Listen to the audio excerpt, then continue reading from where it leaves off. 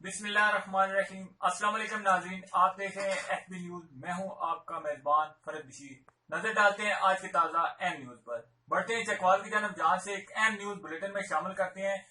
82 افراد پر مشتمل بھارت سے پاکستان چکوال میں کٹاس راج کے مقام پر انیوں کا ایک بہت بڑا قافلہ کٹاس راج کے مقام پر آیا اور اپنی مذہبی رسومات ادا کر رہے۔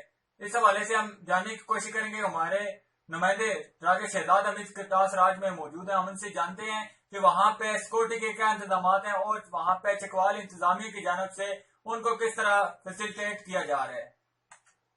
جی راجہ شہزاد، ہمیں آگاہ کیجیے گا۔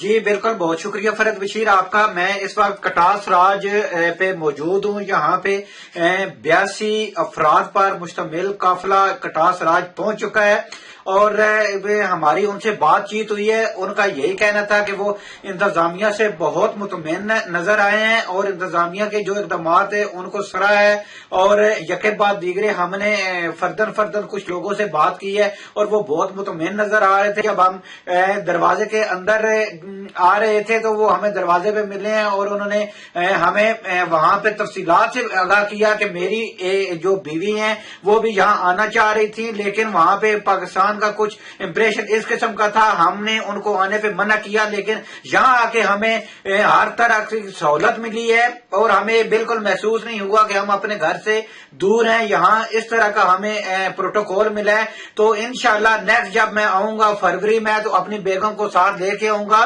تو یہ بہت خوش آئند بات ہے حکومت پاکستان کے لیے اور یہاں کی جو لوکل انتظامیہ ہے، چکوال کی ڈی سی عبدالستار احسانی اور ڈی پی او عادل میمن صاحب کو بہت اچھے الفاظ میں سراہا گیا ہے اور انتظامیہ کو بہت ہی اچھے الفاظ میں یہاں پہ یاد کیا گیا ہے، اور انہوں نے کہا ہے کہ ہم نے بہت اچھے طریقے سے اپنی رسومات ادا کر رہے ہیں۔ کل ان کا آخری دن ہے، کل تقریباً 2 بجے تک یہ وفد واپس بھارت روانہ ہو جائے گا۔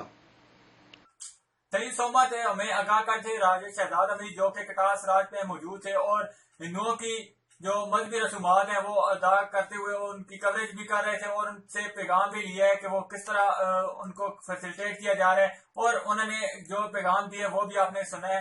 بڑھتے ایک اور اہم نیوز کی جانب۔